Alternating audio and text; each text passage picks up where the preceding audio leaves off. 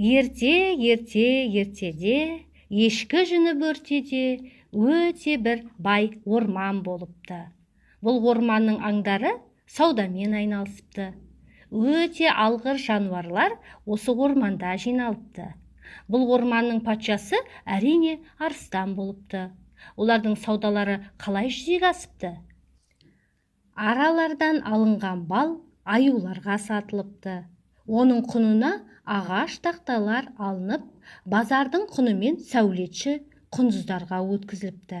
Осылайша бір шама уақыт өткен соң, саудалары алға баспай, аралар ақшаны асынып, аюлар балды сапасыз көріп, құндыздар алған тақтайларын ұнатпайтын болыпты. Не керек, орман патшасы арыстан ел жұртқа масқара болмайын деп, әбден ойланып толғанып отырғанда ойына бір ой келіпті. Мен өзі үлкен патшамын. Саудамен айналысып нем бар? Одан да бір жерде отырып, аңдардың тапқан табысының жартысын салық ретінде алып отырмаймын ба? Айтқаныма көнбегендерді қырып салайын. Ей құрысын, енді рақат тыныш өмір сүретін кез келді депті.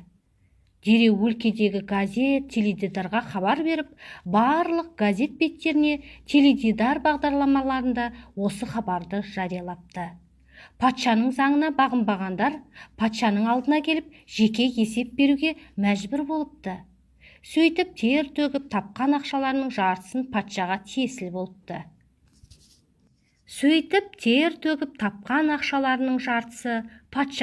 тиесілі болыпты. Бұған аңдар не істерін білмепті. Бір күні сәбіз саудагері қоянның ақылына бір ой келіпті. Салық төлеуге де ең соңынан ол барыпты. Тіпті арыстан қатты ашуланғаннан кейін қимылдапты.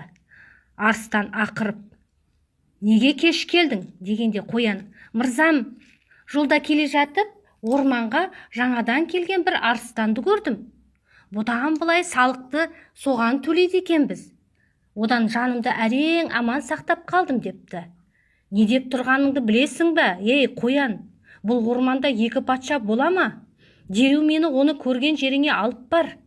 Көресіні көрсетейін мен оған, депті арыстан. Мырзам, тағы бір мәселе бар. Әлгі арыстан құдды сіз сияқты, күшті, қуатты, ірі денелі. Оның үстіне патшаларыңа айта бар, маған қарсы шықпасын деді. Бұл сөздер арыстанның ашуын келтіріп, қоянды алдына салып отырып, айтқан жеріне келіпті. Сөйтсе, ол жерде бір құдық бар екен.